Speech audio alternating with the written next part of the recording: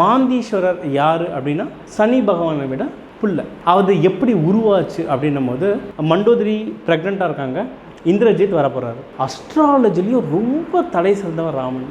அப்போ அஸ்ட்ராலஜியில் அவன் அவ்வளோ டாப்னா அவர். அப்போ அவர் புல்லை பிறக்கும் போது அவருக்கு தெரியாத எந்த நேரத்தில் புள்ளையை பிறக்க வைக்கணும். ஸோ அவர் என்ன பண்ணுவார்னா எல்லா கிரகங்களையும் ஒரே நேர்கோட்டில் 11ஆம் வீட்டில் இருக்கிற மாதிரி கொண்டு வர்றார். அப்படி வந்து என் குழந்தை அந்த நேரத்தில் பிறந்தா என் குழந்தை சிரஞ்சீவி, அவன் தான் டாப். அதை பண்ணணுன்ட்டு அவர் எல்லா கிரகத்தையும் எடுத்துகிட்டு வராரு.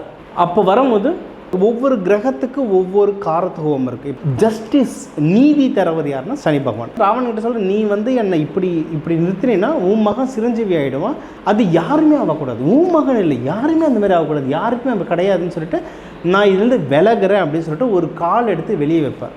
அப்போது நீ அப்படி பண்ணக்கூடாதுன்னு சொல்லிட்டு காலில் வெட்டுவார். அந்த வெட்டின சதை பறந்து போய் 8ஆம் வீட்டில் விடும். அந்த நேரத்தில் கரெக்டாக இந்திரஜித் பிறப்பார். இன்னொன்று, அது விழுந்த சதை வந்து ஸோ அது ஒரு குழந்தையாக உருவெடுக்குது. அந்த குழந்தை வந்து மிருகமும் இல்லாமல் மனுஷனும் இல்லாமல் நடுவில் வரும். அதுதான் மாந்தி பிறக்குது. அது 8ஆம் பாவத்தில் விழுதுனால அவர் எந்த வீட்டில் இருக்காரோ அதுக்கான பிரச்சனையை கிளப்பிடுவார். ஸோ 8ல் இருக்கோ அது ஆயுசு. அதனால தான் இந்திரஜித் அல்பாயுசஸ் ஆகிறார்.